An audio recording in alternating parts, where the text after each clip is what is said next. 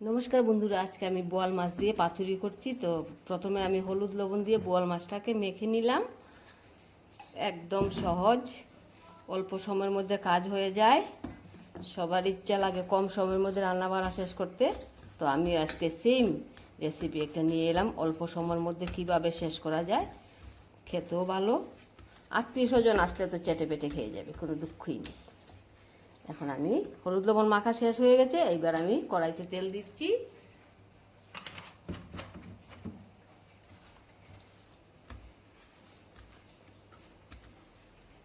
মাছের পিসগুলো বড় বড় নিয়েছি, দেখতেও সুন্দর হবে, খেতেও ভালো হবে। এবার আমি মাছ ছাড়লাম।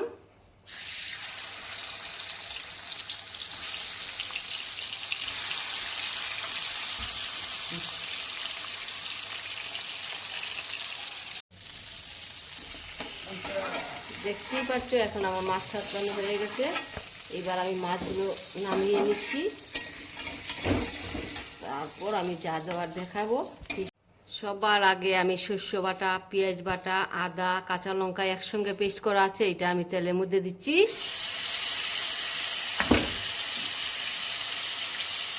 এইবার আমি হলুদের গুঁড়া দিচ্ছি। কাঁচা লঙ্কা আমার শস্যের সঙ্গে যেহেতু আছে, যার জন্য আমি লঙ্কার গুঁড়াটা কমিয়ে দিচ্ছি।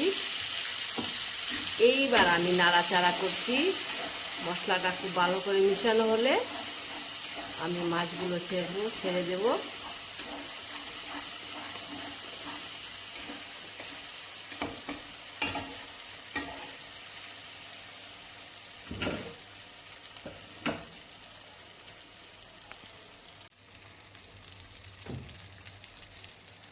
ভালো করে মশলাটা ভাজা হওয়ার জন্যে আমি একটু জল দিয়ে ভালো করে নাড়াচাড়া করছি, যাতে মশলাটা খুব ভালো করে ভাজা হয়।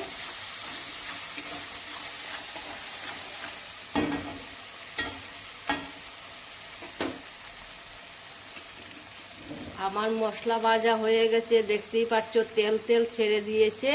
এইবার আমি মাছগুলো দিয়ে দিচ্ছি।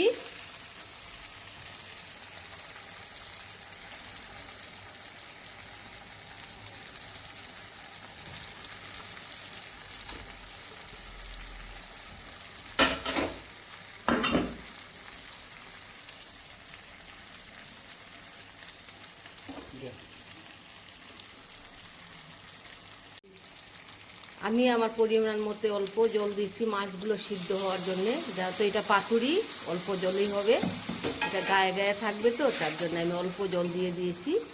এইবার আমি 2-4 টুকরা টমেটো দিলাম, সঙ্গে একটু ধনিয়া পাতা ছড়িয়ে দিলাম,